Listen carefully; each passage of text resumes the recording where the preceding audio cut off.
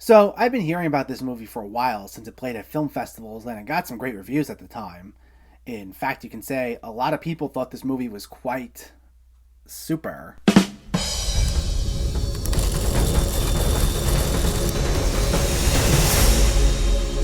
What's going on, everybody? Welcome back to my channel. Today, we're talking about a brand new VOD release, Supernova. Let me know in the comments before we begin what your thoughts on this movie were. If you already saw it, if you were excited for it, if you weren't planning on seeing it, let me know so we can discuss. Also, make sure to hit that thumbs up button if you like these reviews, as it helps me out immensely by getting my channel out there and growing the community. And if you are new here, I hope you consider hitting that subscribe button so you can stay up to date with reviews of new releases, older films, hidden gems, and so much more on a near daily basis. But let's not waste any more time and let's talk about Supernova. This stars Colin Firth and Stanley Tucci as Sam and Tusker, partners of 20 years who are traveling across England in their old RV, revisiting friends, visiting friends, family, and places from their past. Since Tusker was diagnosed with early-onset dementia 2 years ago, their time together is the most important thing they have. This is written and directed by Harry McQueen, and this is his second feature film. And it actually was released in theaters at the end of January, and is still out now actually, but it just got an early VOD release. And it's actually one of a number of films between this year and last year that has covered the subject of dementia. The other two most prominent ones being The Father, which is getting released later this month, as well as last year's documentary, Dick Johnson is Dead, which is excellent, by the way, if you haven't seen it. And the film is a look at not just how heartbreaking dementia is for the person who has it, but for the toll that it takes on their loved ones. Here you have Sam and Tusker, who have two vastly different approaches to trying to deal with Tusker's slowly deteriorating state. Sam wants to be there for Tusker and support him as best he can and help him along every step of the way. Meanwhile, Tusker himself, while appreciative of Sam's help, doesn't want to be a burden. He's accepted his situation and he's trying to make the most out of it without trying to do what he feels is being an inconvenience to Sam, even though Sam insists he really wants to be there for him. Tusker tries to show his independence so much to the point that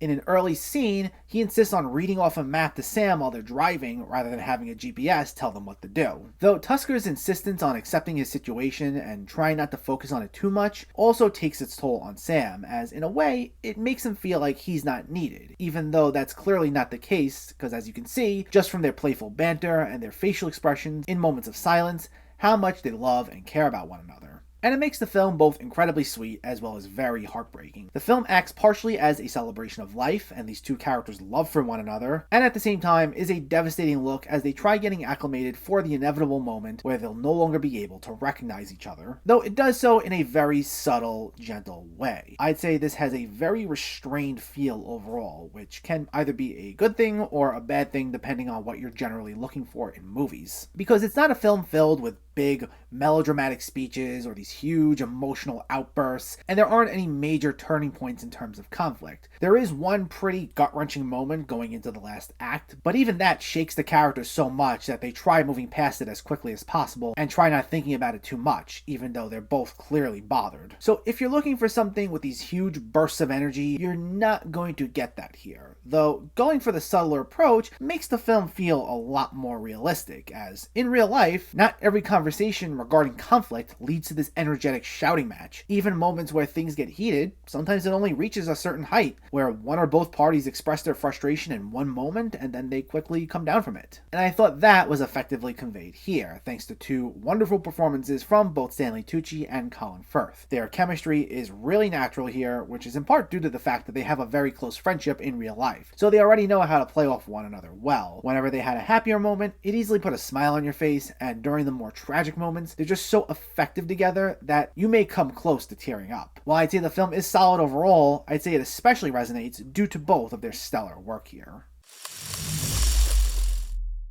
This is a really nice film that knows how to elicit a wide range of emotions from its audience. While its restrained tone might not be everyone's cup of tea, I still say it's definitely worth watching, especially just for both Colin Firth and Stanley Tucci's elegant performances. The film is a tragic look at the effects of dementia, but it also acts as a celebration of life and love, and in those moments, it will put a smile on your face. Supernova gets a 7.5 out of 10. So let me know, did you see Supernova, or are you planning to see it, and what were your thoughts? Did you like the performances? Do you have a favorite movie with either Stanley Tucci or Colin Firth? Let me know in the comments below so we can discuss. Also, if you enjoyed this video, please like it and share it, and for more movie reviews and film discussion, please make sure to hit that subscribe button to stay updated. Thanks for watching everyone, and keep having fun with film.